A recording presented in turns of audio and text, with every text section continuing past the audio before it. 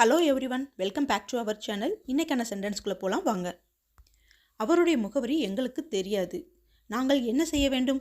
இதை நம்ம டிரான்ஸ்லேட் பண்ணுறதுக்கு முன்னாடி இந்த சென்டென்ஸ் 2 சென்டென்ஸாக இருக்குது. அதை நோட் பண்ணிங்களா? அவருடைய முகவரி எங்களுக்கு தெரியாது, இது ஒரு சென்டென்ஸ். நாங்கள் என்ன செய்ய வேண்டும் அப்படிங்கிறத இன்னொரு சென்டென்ஸ். இப்போ ஒன் பை ஒன்னாக பார்க்கலாம். அவருடைய முகவரி எங்களுக்கு தெரியாது அப்படின்னு சொல்லும்போது we don't know his address. அவனுடைய அட்ரஸ் எங்களுக்கு தெரியாது. we don't know his address. அதுவே நாங்கள் என்ன செய்ய வேண்டும் அப்படின்னு கேட்கும்போது what shall we do? what shall we do? அப்போ மொத்தமாக சொல்கிறதுக்கு we don't know his address, what shall we do அப்படின்னு கேட்கலாம். இப்போது அடுத்த சென்டென்ஸ், அவர் எங்களுக்காக காத்திருக்க மாட்டார் என்று நான் பயப்படுகிறேன். ஒருவேளை நம்ம அவங்க வெயிட் பண்ணுறாங்க, நம்மளுக்காக ரொம்ப நேரம் வெயிட் பண்ண மாட்டாங்கன்னு பயமாக இருக்கும் இல்லையா? அந்த மாதிரி டயத்தில் நம்ம இதை சொல்லலாம். I am afraid he won't wait for us. I am afraid he won't wait for us. எங்களுக்காக ரொம்ப நேரம் காத்திருக்க மாட்டாங்க அப்படின்னு சொல்லும்போது நம்ம இந்த சென்டென்ஸை சொல்லலாம்.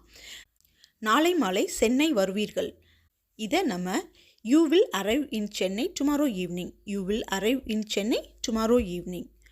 ஒருவேளை இந்த ஆண்டு புதிய கார் வாங்குவார்கள். ஒருவேளை நீங்கள் இந்த வருஷம் புதிய கார் வாங்க போகிறீங்க.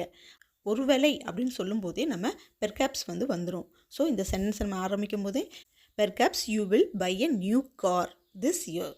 perhaps you will buy a new car this year அப்படின்னு சொல்லணும். அவள் திருமணம் செய்து கொள்ள மாட்டாள் என்று நினைக்கிறாள். இங்கே நினைக்கிறாள்னு சொல்லும்போதே நம்ம ஸ்டார்ட் பண்ணும்போது she thinks she won't get married. she thinks she won't get married அப்படின்னு சொல்லணும். அப்பா அவளுக்கு மடிக்கணினி கொடுப்பார் இல்லையா அப்படின்னு கேட்பாங்க இல்லையா?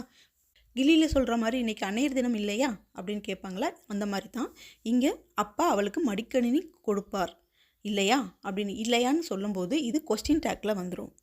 ஸோ நம்ம இதை ஃபார்ம் பண்ணும்போது கொஸ்டின் பேட்டர்ன், அதாவது கொஸ்டின் டேக் பேட்டர்னில் தான் நம்ம ஃபார்ம் பண்ணணும். Date will give hair a new laptop won't he. இங்கே won't he ஏன் சொல்கிறோம் அப்படின்னா ஹீங்கிறது டேடியை குறிக்குது. அதனால் நம்ம இங்கே ஹீன்னு சொல்கிறோம். Date will give hair a new laptop won't he அப்படின்னு சொல்லலாம். நீ ஏன் ரெயின் கோட் போடுகிறாய்? திடீர்னு யாராவது வெளியே கிளம்பும்போது ரெயின் கோட்டை போட்டு போவாங்க. என்னடா திடீர்னு ரெயின் கோட் போடுற, ஏன் நீ ரெயின் கோட் போடுற அப்படின்னு கேட்போம் இல்லையா? அந்த மாதிரி கேட்கும்போது இந்த சென்டென்ஸை நீங்கள் யூஸ் பண்ணலாம்.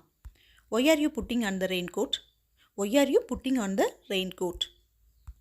இன்று மழை பெய்யவில்லை. இன்று மழை பெய்யவில்லை அப்படின்னு சொல்கிறதுக்கு இட்ஸ் நாட் ரெய்னிங் டுடே.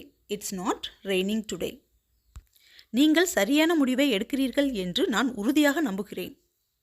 நம்ம லைஃப்பில் ஒரு சில நேரத்தில் நம்ம முடிவு எடுக்கும்போது நம்மளை விட நம்ம கூட இருக்கவங்க ரொம்ப நம்புவாங்க. அவங்க நம்புறதுனாலேயே நம்ம அந்த முடிவை சரியாக எடுப்போம்.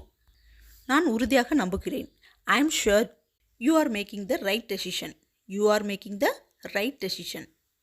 அடுத்த வார இறுதியில் பனை வீட்டில் கழிக்கிறோம். பெரும்பாலும் வேலை செய்கிறவங்க இல்லை பெரிய பிஸ்னஸ்மேன் என்ன செய்வாங்க அப்படின்னா வீக்கெண்ட் ஆச்சுன்னா எங்கேயாவது வெளியே போகிறதுக்கான பிளான் பண்ணுவாங்க. அந்த மாதிரி பிளான் பண்ணுறதுக்கான சென்டென்ஸ் தான் இது. We are spending next weekend at the farmhouse. We are spending next weekend at the farmhouse. அடுத்த வார இறுதியில் நம்ம பனை வீட்டில் கழிக்கிறோம் அப்படின்னு சொல்கிறாங்க. நான் இன்று இரவு அவளுக்காக காத்திருக்கிறேன். நான் இன்று இரவு அவளுக்காக காத்திருக்கிறேன். இது சிம்பிள் சென்டென்ஸ் தான். I am waiting her tonight. I am waiting her tonight. அவள் பெற்றோரிடம் பேசப் போகிறாள். She is going to speak to her parents. She is going to speak to her parents. மனைவி இந்த வாரம் கூடுதல் நேரம் வேலை செய்கிறாள். என் மனைவி எப்போயுமே வேலை செய்கிறத விட இந்த வாரம் என்ன செய்கிறா, எக்ஸ்ட்ரா வேலை செய்கிறா அப்படின்னு சொல்லும்போது my wife is working over time this week. My wife is working over time this week அப்படின்னு சொல்லலாம்.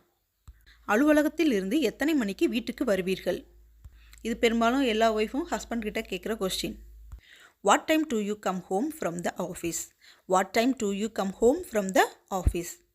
நான் கொஞ்சம் சூடாக காஃபி தயார் செய்கிறேன், அது குளிர்ந்து வருகிறது. இந்த சென்டென்ஸும் டபுள் சென்டென்ஸாக தான் இருக்குது. அது குளிர்ந்து வருகிறது அப்படிங்கும்போது இட்ஸ் கெட்டிங் கோல்டு அப்படின்னு சொல்லுவோம். அப்போ நான் கொஞ்சம் சூடான காஃபி தயார் செய்கிறேன் அப்படின்னு சொல்கிறதுக்கு I will prepare some hot coffee.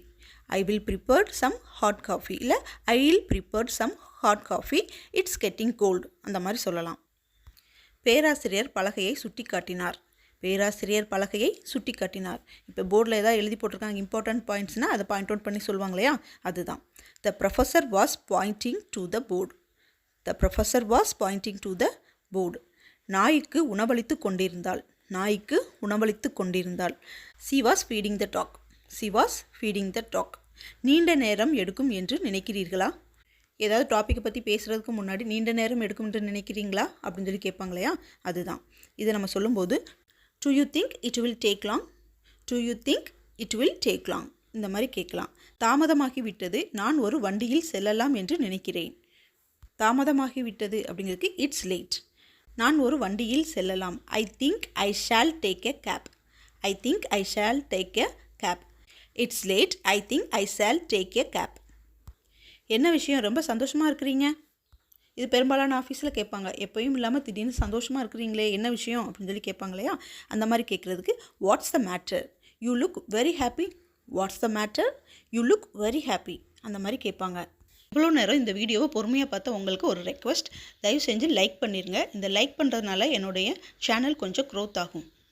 இந்த 20 சென்டென்ஸும் உங்களுக்கு புரிஞ்சிருக்கும், பிடிச்சிருக்குன்னு நான் நம்புகிறேன். First of all, thank you for listening.